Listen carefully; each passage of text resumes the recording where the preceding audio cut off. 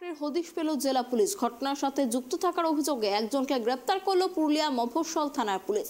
গত 2 তারিখ মফস্বল থানা এলাকা থেকে 2 নাবালিকা স্কুল ছাত্রী নিখোঁজ হয়। মফস্বল থানায় লিখিত অভিযোগ দায়ের করে নিখোঁজ ছাত্রীর পরিবার। পুলিশ তদন্তে নেমে বিহার রাজ্যের যোগ পায়। এই ঘটনার সাথে যুক্ত থাকার অভিযোগে একজনকে গ্রেপ্তার করে পুলিশ। এদিন তাকে পুরুলিয়া জেলা আদালতে তোলা হয়।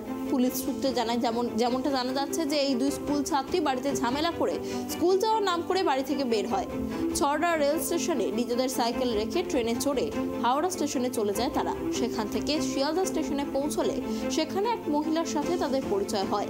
সেই মহিলার নাম রূপালী। সেই মহিলা তার স্বামীর সাথে কথা বলে কাজের ব্যবস্থা করে দেবে বলে মিথ্যা আশ্বাস দেয়।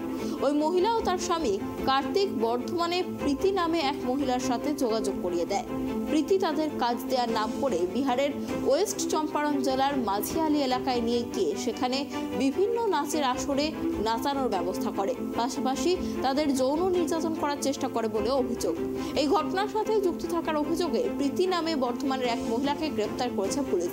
সোমবার তাকে আদালতে তোলা হয়। এই ঘটনার সাথে আরো বেশ কয়েকজন যুক্ত থাকার যোগ পাওয়া গেছে। প্রীতিকে নিজেদের হেফাজতে নিয়ে বাকিদের গ্রেপ্তার করা হবে বলে জানিয়েছেন পুলিশ সুপার অভিজিৎ ব্যানার্জি।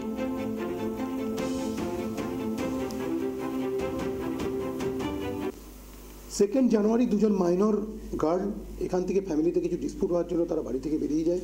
বেরিয়ে যাওয়ার পর তারা বিভিন্ন স্টেশনের মাধ্যমে ট্রেন ধরে তারা শিয়ালদা স্টেশনে পৌঁছায়। তারা যখন ঘোরাফেরা করছিল তখন তাদেরকে একজন রূপালী বলে একজন ভদ্রমহিলা তাদেরকে তাদের খপ্পরে তারা পড়ে এবং রূপালী তাদেরকে বলে যে আমরা তোমাকে অন্য জায়গায় কাজ দেবো, ফ্যামিলিতে আর ফিরে যেতে হবে না। এই বলে সে তার হাজব্যান্ডের সঙ্গে কথা বলায়। আমরা হাজব্যান্ড বলে পরিচয় দিয়েছিল রূপালী কার্তিক বলে একজনের সাথে। পরবর্তীকালে কার্তিক এবং তার মাধ্যমে প্রীতি, বর্ধমানে একজন প্রীতি নামের একজন মহিলার আমরা খোঁজ পেয়েছি। তার মাধ্যমে এদেরকে ওয়েস্ট চম্পারণের মাঝিয়ালি বলে একটা থানাতে নিয়ে যায় এবং সেখানে তাদেরকে ওই যে ট্রাফিক করে বিভিন্ন যে নাচের দল আছে সেখানে নাচ করাতে বাধ্য করে। আমরা যতটুকু জানতে পেরেছি এদেরকে সেক্সুয়ালি অ্যাবিউজ করার চেষ্টা করা হয়েছে এবং করা হয়েছে। আমরা 2জন ভিকটিমকে রিকভারি করে নিয়ে এসেছি এবং প্রীতি বলে যে মহিলার সঙ্গে জড়িত যে মেন ট্রাফিকটা করেছিল তাকেও আমরা অ্যারেস্ট করেছি। এরা আমরা জানতে পেরেছিলাম যে এদেরকে এখান থেকেও সরিয়ে অন্য কোথাও ট্রাফিক করার একটা পরিকল্পনা ছিল।